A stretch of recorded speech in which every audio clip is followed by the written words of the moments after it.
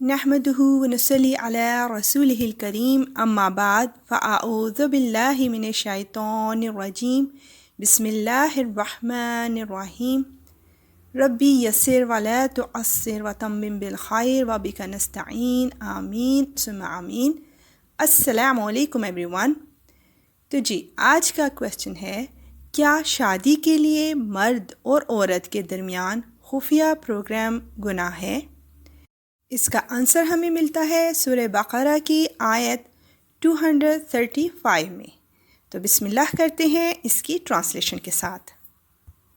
اور عدت کے دوران اگر تم ان عورتوں کو اشارے کنارے میں نکاح کا پیغام دو یا ان سے نکاح کا ارادہ دل میں چھپائے رکھو تو تم پر کوئی گناہ نہیں ہے۔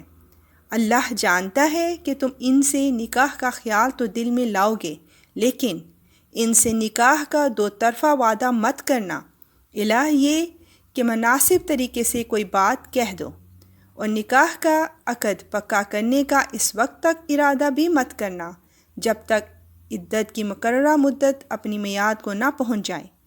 اور یاد رکھو کہ جو کچھ تمہارے دلوں میں ہے اللہ اسے خوب جانتا ہے، لہٰذا اس سے ڈرتے رہو، اور یاد رکھو کہ اللہ بہت بخشنے والا بڑا بردبار ہے۔ بے شک یا رب العالمین، الحمدللہ۔ اس آیت کی روح سے جو عورت عدت گزار رہی ہو اس کو صاف لفظوں میں نکاح کا پیغام دینا اور یہ بات پکی کر لینا جائز نہیں ہے کہ عدت کے بعد تم مجھ سے نکاح کرو گی، البتہ کوئی مناسب اشارہ دینے کی اجازت دی ہے جس میں وہ عورت سمجھ جائے کہ اس شخص کا ارادہ عدت کے بعد پیغام دینے کا ہے۔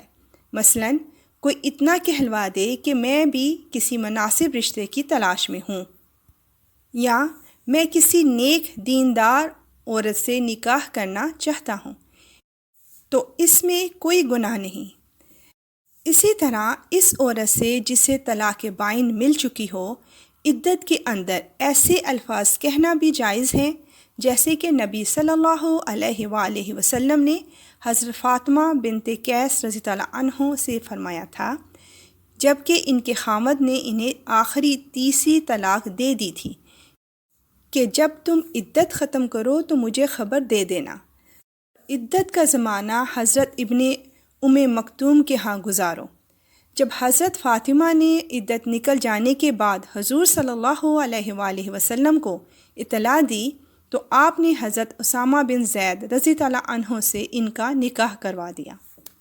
لیکن عدت والی عورت سے پوشیدہ وعدے اور رابطے ہرگز نہ کیے جائیں۔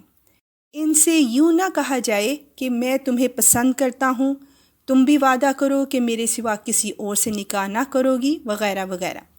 عدت میں ایسے الفاظ کا کہنا حلال نہیں، نہ یہ جائز ہے کہ پوشیدہ طور پر عدت میں نکاح کر لے اور عدت گزر جانے کے بعد اس نکاح کا اظہار کرے۔ اسی لیے فرمان ہوا کہ مگر یہ کہ تم ان سے اچھی بات کرو، مثلاً ولی یعنی اس کے باپ، بھائی یا اس کے سربراہ سے کہہ دیا کہ جلدی نہ کرنا، عدت گزر جانے کی مجھے بھی خبر کرنا، وغیرہ وغیرہ۔